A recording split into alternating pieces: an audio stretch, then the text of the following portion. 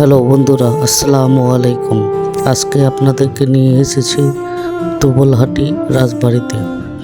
আজকে এই দুবলহাটি রাজবাড়ি ঘুরে দেখব এবং আপনাদের দেখানোর চেষ্টা করব এবং এর ইতিহাস সম্পর্কে জানানোর চেষ্টা করব। আমি আপনাদের সাথে আছি PM রনি হাসান। আজকে এই ঐতিহাসিক স্থাপনাটি দুবলহাটি রাজবাড়িটি সম্পর্কে আপনাদেরকে কিছু তথ্য দেওয়ার চেষ্টা করব এবং ঘুরে দেখাবো। সৃষ্টি আর ধ্বংসের এগিয়ে চলছে পৃথিবী। এই কেউ সৃষ্টি, আবার কেউ ধ্বংসের খেলায় মুক্ত, আবার কারোর দায়িত্বহীনতার কালের বহরে সমাবেত হচ্ছে ঐতিহাসিক অতীত। বর্তমান যেমন গুরুত্ববহ সোনালী অতীত তেমনি অনুপ্রেরণা যোগায়। আমরা বাঙালি, আমাদের রয়েছে ঐতিহাসিক অতীত। বাংলার বিভিন্ন স্থানে ছড়িয়ে ছিটিয়ে রয়েছে ইতিহাসের স্মৃতিচিহ্ন। এসব ছড়িয়ে থাকা ঐতিহাসিক স্মৃতি বিজড়িত স্থানসমূহ আমাদের সত্তাকে আলোড়ন জাগায়।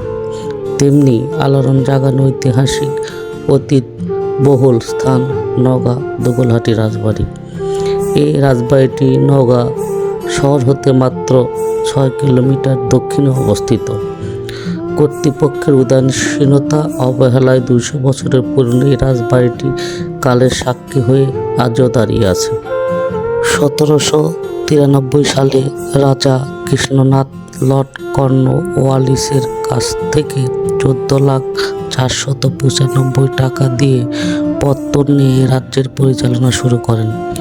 রাজা কৃষ্ণনাথ নিঃসন্তান হওয়ায় তার পরবর্তীতে 1853 সালে রাজত্বভার গ্রহণ করেন তার নাতি রাজা হরনাথ রায়। রাজা হরনাথের আমলে দুবলহাটি রাজ্যের ব্যাপক বিস্তার ঘটে। তিনি দুবলহাটি রাজপ্রাসাদের সৌন্দর্য বৃদ্ধি, নাট্যশালা নির্মাণ ও প্রজাসাধারণের পানি জলের কষ্ট দূরীকরণের জন্য রাজপ্রাসাদের পার্শ্ববর্তী এলাকায় অনেক পুকুর খনন করেন। 1864 সালে রাজ পরিবারের উদ্যোগে একটি স্কুল স্থাপন করা হয়। পরবর্তীতে স্কুলটির নাম রাজা হরনাথ উচ্চ বিদ্যালয় নামকরণ করা হয়। 1950 সালে জমিদারি প্রথা বিলুপ্ত হওয়ার পর রাজা হরনাথ রায় চলে যান ভারতে। কালের সাক্ষী হয়ে রয়ে যায় সুবিশাল অট্টালিকা। রাজবাড়ির মূল ফটক রোমান স্টাইলে নির্মিত, রাজাদের রুচির পরিচয় বহন করে। রাজবাড়িতে সব মিলিয়ে 7টি আঙিনা এবং প্রায় 300 ঘর ছিল। প্রাসাদের ভিতরে ভবনগুলো কোনোটি 3 তলা, আবার কোনোটি 4 তলা। শুধু নিত্য প্রয়োজনীয় সুবিধা নয়, রাজা হরনাথ রায় প্রজাদের মনোরঞ্জনের জন্য গড়ে তুলেছিলেন নাট্যশালা। রাজা মন্ত্রী ছাড়াও প্রজারা সমাদৃত হতেন এই নাট্যশালায়। কথিত আছে এই রাজপ্রাসাদে বা রাজবাড়িতে একটি গোল্ডের, সিলভার ও একটি আইভরির তৈরি সিংহাসন ছিল, যা ব্রিটিশ সময়কালে ব্রিটিশরা সিংহাসন দুটি নিয়ে যায়। রাজবাড়িতে এখনও শানবাঁধানো একটি কুয়ো রয়েছে। রাজা হরনাথ রায় একটি বিশেষ পুকুর খনন করেছিলেন রাজপ্রাসাদের সামনে, যেটার নাম গোবিন্দ পুকুর। এই পুকুরের পাশে নানান সাংস্কৃতিক চর্চার জন্য দুবলহাটি রাজা নির্মাণ করিয়েছিলেন গানবাড়ি নামে একটি ভবন। এই গানবাড়ি কেবল রাজা মনোরঞ্জনের লক্ষ্যেই তৈরি করেছিলেন। 1874 সালের দুর্ভিক্ষে তার জনকল্যাণমূলক কর্মকাণ্ডের স্মৃতিস্বরূপ 1875 সালে ব্রিটিশ সরকার তাকে রাজা এবং 1877 সালে রাজা বাহাদুর উপাধিতে ভূষিত করেন। কিন্তু 1884 সালে হাসাইগাড়ির মৌলভী আস্তান মোল্লার নেতৃত্বে প্রজারা তার স্বেচ্ছাচারিতা ও খাজনা বৃদ্ধির প্রতিবাদে বিদ্রোহ করে এবং খাজনা প্রদান বন্ধ করে দেয়। এ নিয়ে 7 বছর ধরে চলে মামলা মোকদ্দমা। অবশেষে তার 2 পত্নী শ্যামা রানী সুন্দরী ও উমা সুন্দরীর উদ্যোগে সেটেলমেন্ট অফিসারের মাধ্যমে প্রজাদের সঙ্গে আপোষ মীমাংসা হয়। 1891 সালে রাজা হরনাথ রায়ের মৃত্যু হয়। স্থানীয় ঐতিহাসিকদের মধ্যে রঘুনাথ নামের এক ব্যক্তি এই এলাকায় লবণের ব্যবসা করতেন। তিনি দিগলি বিলের মধ্যে দিয়ে প্রবাহিত খয়রা নদীর দিয়ে নৌকাযোগে দুগলহাটিতে ব্যবসার জন্য আসেন। বর্তমানে নদীর অস্তিত্ব আর নেই। তিনি প্রায়ই প্রতি রাতে স্বপ্ন দেখতেন, তাকে কে যেন বলছে, তুই যেখানে নৌকা বেঁধেছিস সেখানে জলের নিচে রাজরাজেশ্বরী প্রতিমা আছে, সেখান থেকে তুলে তুই স্থাপন কর। রঘুনাথ একদিন ভোরবেলায় জলে নেমে দেখলেন সত্যিই সেখানে রাজরাজেশ্বরীর প্রতিমা আছে। তিনি জলে থেকে প্রতিমাটি তুলে মাটির বেদি তৈরি করে প্রতিষ্ঠাতা করেন। এরপর তার ব্যবসায় ব্যাপক উন্নতি সাধিত হয়। চোর সম্পদের মালিক হন এবং একটি জমিদারি এলাকা তৈরি করেন এবং তার প্রতিপত্তি ও আধিপত্যের খবর মোগল দরবারে পৌঁছে গেলে মোগল দরবারের নির্দেশে তাকে ডেকে পাঠানো হয় মুর্শিদাবাদের নবাবের দরবারে। নবাব তাকে রাজস্ব প্রদানের নির্দেশ জারি করলে তিনি নবাবকে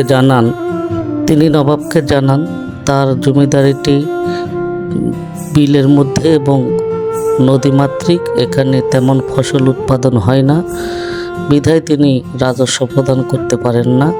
তবে বিল এবং নদীমাতৃক হওয়ার কারণে এখানে প্রচুর মাছ পাওয়া যায়। নবাব তার কথা বুঝতে পেরে তাকে প্রতি বছর রাজস্ব হিসাবে 22 কাহন কই মাছ প্রদানের নির্দেশ দেন। আমি আপনাদের সুবিধার্থে বলে রাখি, 1 কাহন সমান 128টি কই মাছ, অর্থাৎ 22 কাহনের 1816টি কই মাছ জমিদার তাদেরকে প্রতি বছর রাজস্ব হিসাবে প্রদান করতেন, যা গিনেস বুক অফ ওয়ার্ল্ডে অন্তর্ভুক্ত আছে। প্রিয় বন্ধুরা, আমি এই রাজবাড়িটি ঘুরে দেখিয়েছি এবং আপনাদেরকে এর ইতিহাস সম্পর্কে সংক্ষিপ্ত ধারণা দেওয়ার চেষ্টা করেছি। যদি আমার কথায় বলায় এবং কোনো ভুল থাকে আপনারা ক্ষমাসুন্দর দৃষ্টিতে দেখবেন এবং নতুন ভিডিও তৈরি করার উৎসাহ প্রদানের লক্ষ্যে আমার ভিডিওতে লাইক, শেয়ার এবং কমেন্ট করবেন, যেন আমি আপনাদের সামনে আরও নতুন নতুন ভিডিও নিয়ে আপনাদের মাঝে হাজির হতে পারি। আমাকে আপনারা সকলে উৎসাহিত করবেন। আমরা আসছি নওগাঁ জেলা সদরে দুগলহাটি রাজবাড়িতে। তো আমাদের দুগলহাটি রাজবাড়ি নিয়ে কিছু সংক্ষিপ্ত ধারণা দিবে আমাদের বাল্যবন্ধু পিন্টু। এটা আমাদের নওগাঁ জেলার একটা ঐতিহ্যবাহী এবং খুব পুরানো একটা আমাদের হচ্ছে ইতিহাস। এটা প্রাচীন জমিদার এখানে থাকতো, সেই রাজার নাম হরনাথ রায়। প্রায় 200 বছর আগে স্থাপনা এটা হয়। তো সেখানে রাজারা বসবাস করতো বিভিন্ন জায়গায়। এটা বাংলাদেশের সিলেটে ছিল, পাবনাতে ছিল, বগুড়া, রংপুরে ছিল কিছু অংশ, আর কিছু অংশটা হচ্ছে ভারতের দিকে ছিল। এই মিলে আমাদের হচ্ছে এই বাংলাদেশ তথা ভারতের যে জমিদার রাজা তারা এই শাসনটা করছে, শাসনভাগ পরিচালনা করছে। তো আমাদের বন্ধুর মুখে যতটুকু জানতে পারলাম, আমার বাল্য বন্ধু যতটুকু ধারণা এর মধ্যে দিচ্ছে, এটা ইতিহাস থেকে যতটুকু জানতে পারছে। তবে আমি আপনাদের উদ্দেশ্যে আরেকটু ক্লিয়ার করতে চাই, যেটা বলছে এই জমিদারের শাসন আমলে সে সিলেট, রংপুর এবং ভারতবর্ষের কিছু অংশ এলাকায় সে রাজত্ব করত। এইটাই ইতিহাস এইভাবে তথ্য দেয়। আমরা এটা পরিদর্শন শেষ করছি, তবে আমাদের অনেকের মাঝে হতাশা কাজ করতেছে। এই হতাশা নিয়ে আমাদের বন্ধু কিছুক্ষণ আগে আমাদের সঙ্গে এটার ইতিহাস, এটার সঠিক ইতিহাস তুলে ধরার চেষ্টা করছে এবং অনেক কিছু জানানোর চেষ্টা করছে। পরিশেষে সে আক্ষেপ প্রকাশ করছে যে এই একটা সুন্দর একটা জায়গা, যেহেতু আমাদের প্রাচীন ইতিহাসের সাক্ষী।